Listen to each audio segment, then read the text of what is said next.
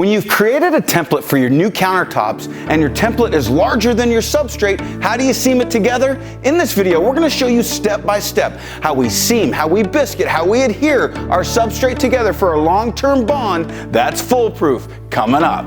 This video is jam-packed full of pro tips for the do-it-yourselfer, the weekend warrior, and the contractor artisan. This video is part of our Epoxy Skills series. Visit us anytime at stonecoatcountertops.com. Stay tuned and enjoy the video.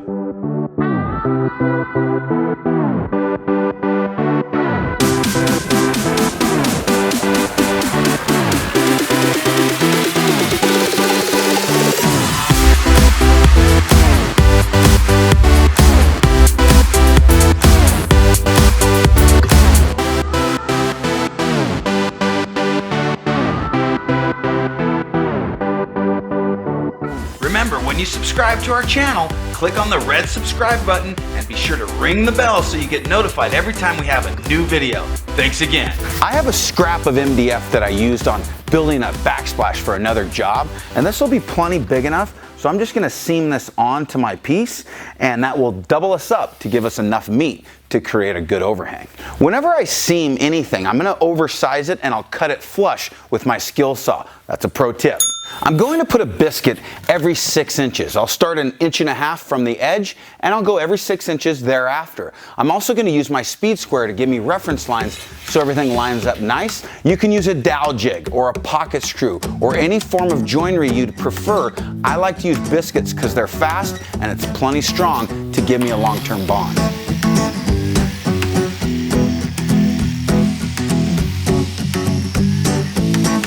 Biscuits are like little footballs.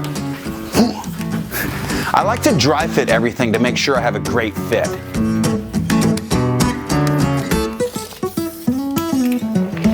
Whether you're seaming 2 large pieces together or you're just adding on a few inches, the process is the same. We're gonna biscuit, we're gonna join it and dry fit it. After that, we'll create our adhesive. We're gonna use our Quick Coat. Quick Coat is a long-term bond. It's super strong and it's easy to use.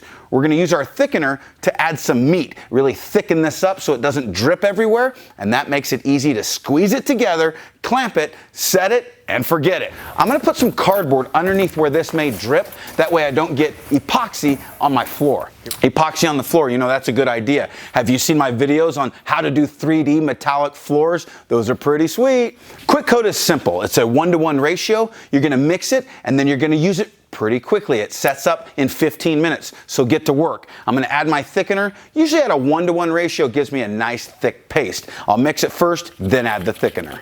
It also works really good to seal your live edge slabs so air doesn't come up through those edges into your river tables. It also works great for creating geodes in a day. It dries fast, even adding metallics accents any project and doesn't hold up that timeline.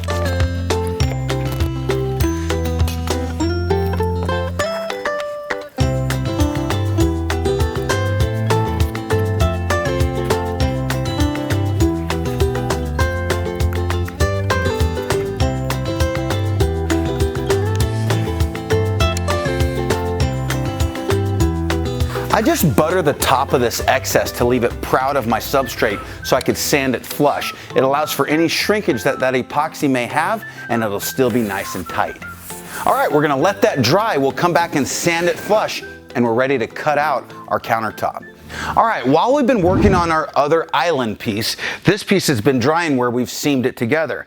It's been about an hour. It's nice and warm in here, so it's already setting up. You can see it's already pretty well set up, but it's still very pliable. So I'm gonna move this with care, and I'm gonna use my foam cutting table. Pro tip, if you wanna make your cutting easy, do it on a piece of insulation foam. It catches your cutouts and it keeps everything nice and straight.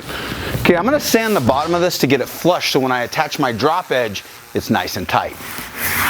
Watch out.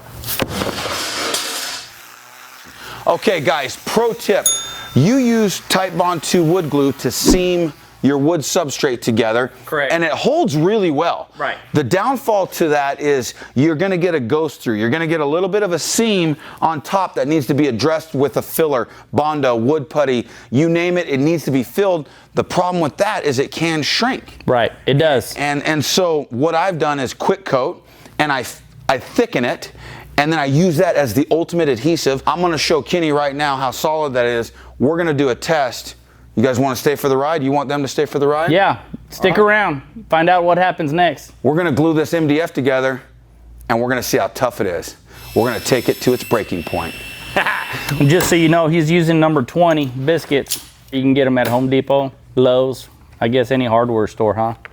All right, so guys, you can get these biscuits at, I bleeped it out because they don't pay me. Oh, my bad. No, you can get them at any hardware store that doesn't pay me. Home Depot, Lowe's. So these, if you're a pro and you're gonna do these countertops on a full-time basis, this is definitely worth the investment to get a biscuit joiner. If not, if you're a homeowner, a DIYer, a weekend warrior, go dowel jig. They're much less expensive. They do the same thing, just takes a little bit longer. You gotta be a little more precise. If you're gonna do production, get production grade tools. Amen. This adjusts up and down depending on the thickness of your substrate. You got a little peephole there, you can line that up. Yep. We've made improvements on our thickener. I really like our new version. It doesn't float in the air as bad. Much better for me to work with. Would you agree? Agree. I could see if this doesn't break with me standing on it. Will you join me? Sure. Both be holding on. Let's let that set up overnight, and we're gonna come back and see what happens tomorrow. Right. You good with that? Yeah. All right, let's do it. All right, our seam has set overnight. It's pretty hard. It's ready to remove the clamps. Pro tip, when you're removing the clamps, we're gonna release the tension, and then we're gonna rock that clamp back and forth so it pops nice and clean. All right, moment of truth. What do you think's gonna happen? I think it's gonna stay. So I got the buckets at the edge of this board. I'm gonna walk towards that seam, and let's see how strong them biscuits are. Here we go. I could get messed up right about now. Yeah. Don't try this at home.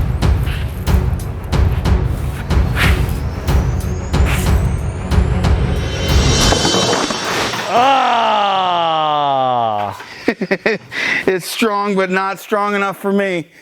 You can see the MDF is really binding to these joints, but do I think this is strong enough for a countertop? Yep, I do.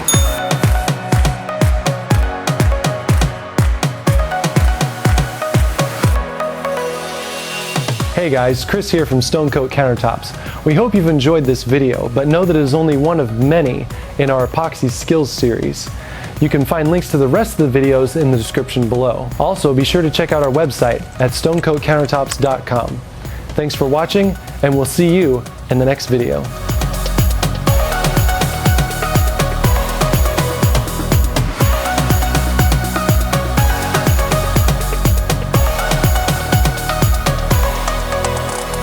I'll say, go put this in your kitchen. Go live with it for a week or so. Nice. And tell me what you think. That's a good fun tip. No, that really is. I'm getting an ab workout. Okay, come here. Okay. Okay.